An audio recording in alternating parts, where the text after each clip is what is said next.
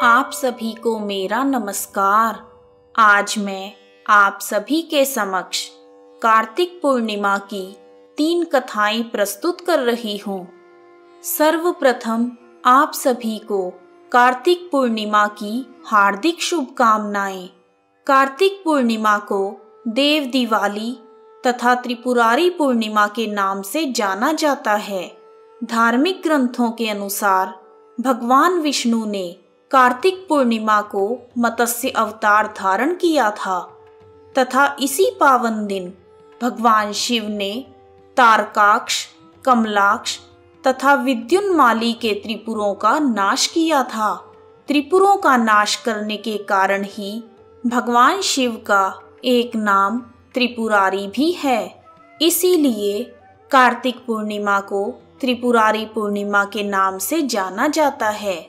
इस दिन गंगा स्नान व दीपदान का विशेष महत्व है।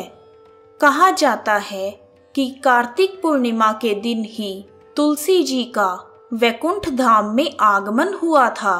इसलिए कार्तिक पूर्णिमा के दिन तुलसी माता की पूजा का विशेष रूप से महत्व है।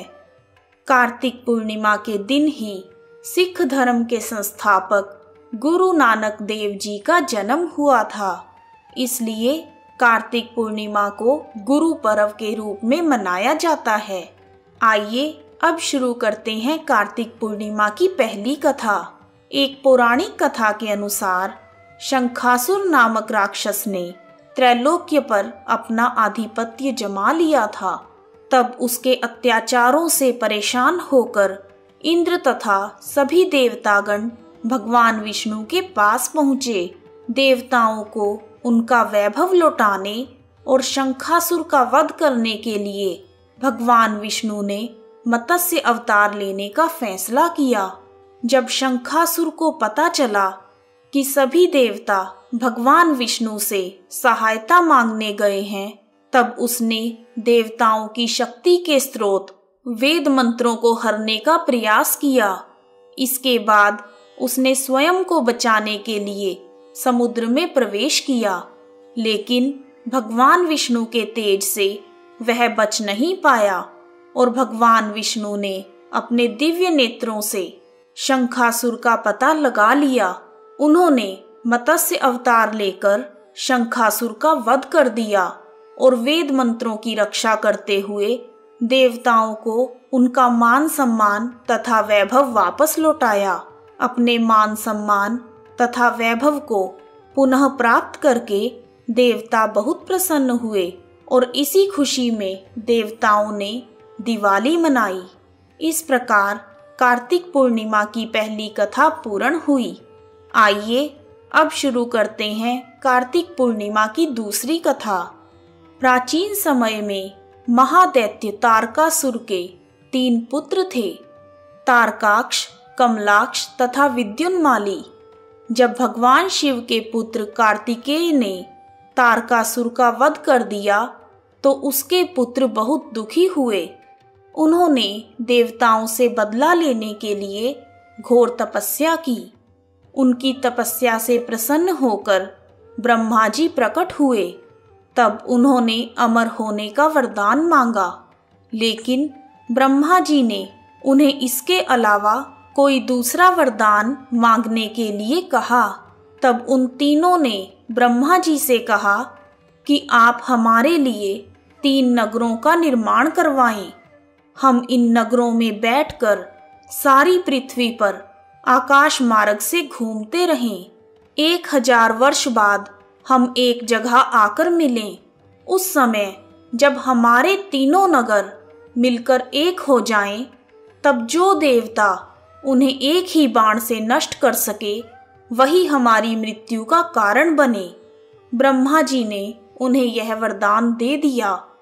ब्रह्मा जी का वरदान पाकर तारकाक्ष, कमलाक्ष तथा विद्युन्माली बहुत प्रसन्न हुए। ब्रह्मा जी के कहने पर मय दानव ने उनके लिए 3 पुरों का निर्माण किया। उनमें से एक सोने का, एक चांदी का तथा एक लोहे का था।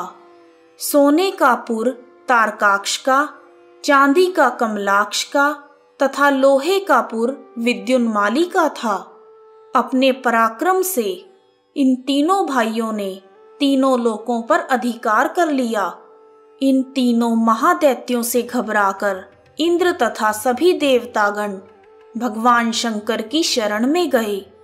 देवताओं की बात सुनकर भगवान शिव तीनों पुरों का नाश करने के लिए तैयार हो गए। विश्वकर्मा ने भगवान शिव के लिए एक दिव्य रथ का निर्माण किया। चंद्रमा तथा सूर्य उसके पहिए बने। इंद्र, वरुण, यम और कुबेर आदि उस रथ के घोड़े बने। हिमालय धनुष बने और शेष नाग उस धनुष की प्रत्यंचा बने।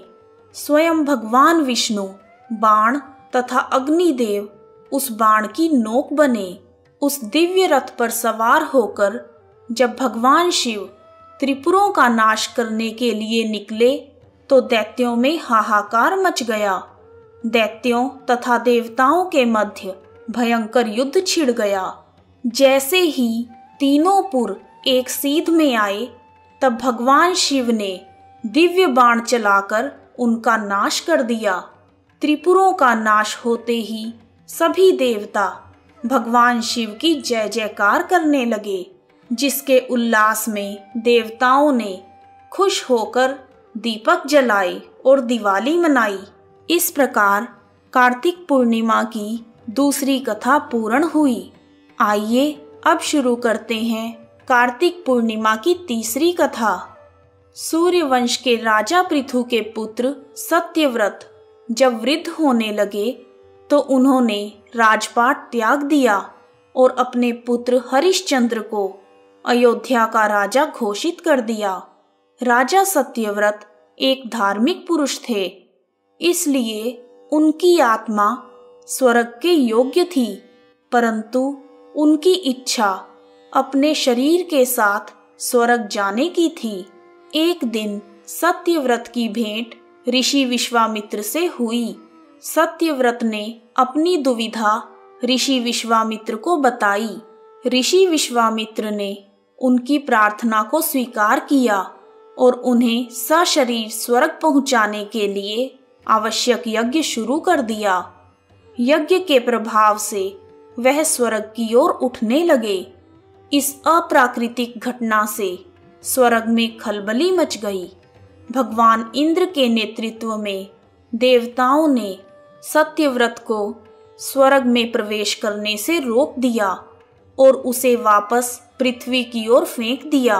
देवताओं के इस कृत्य से ऋषि विश्वामित्र क्रोधित हो गए और उन्होंने अपनी शक्तियों का प्रयोग करके सत्यव्रत का गिरना रोक दिया, जिससे वह बीच में ही लटक गए। लटके हुए सत्यव्रत ने विश्वामित्र से सहायता की प्रार्थना की। तब क्रोधित हुए विश्वामित्र ने अपने तपोबल से पृथ्वी, स्वर्ग आदि से मुक्त एक नई सृष्टि की रचना आरंभ कर दी। विश्वामित्र ने ब्रह्मा, विष्णु तथा महेश की प्रतिमा बनाकर उन्हें अभिमंत्रित करके उनमें प्राण फूंकने आरंभ कर दिए, जिससे सारी सृष्टि डामाडोल हो गई। हर तरफ कोहराम मच गया। सारी सृष्टि में मचे हुए हाहाकार को रोकने के लिए देवताओं ने ऋषि विश्वामित्र की स्तुति की। देवताओं की स्तुति से महर्षि विश्वामित्र प्रसन्न हो गए और उन्होंने नई सृष्टि की रचना का संकल्प वापस ले लिया। देवराज इंद्र ने उसी समय सत्यव्रत को दिव्य देहधारी बनाया और एक उत्तम विमान में बैठने की आज्ञा दी तथा उन्हें स्वर्गलोक में ले गए। देवताओं और ऋषि मुनियों में प्रसन्नता की लहर दौड़ गई। पृथ्वी, स्वर्ग तथा पाताल सभी जगह इस अवसर पर देव दिवाली मनाई गई। इस प्रकार कार्तिक पूर्णिमा की तीसरी कथा पूर्ण हुई। हे प्रभु, जैसे आपने सत्यव्रत पर अपनी कृपा बरसाई, उसी प्रकार इन तीनों कथाओं को पढ़ने, सुनने तथा हुंकारा भरने वाले सब पर अपनी कृपा बनाए रखना। वीडियो को अंत तक देखने के लिए आप सभी का हार्दिक धन्यवाद। यदि आपको कार्तिक पूर्णिमा की तीनों कथाएं पसंद आई हैं तो कमेंट बॉक्स में त्रिदेवों की जय, जय माता दी लिखना ना भूलें। आप सभी का हार्दिक धन्यवाद। जय माता दी।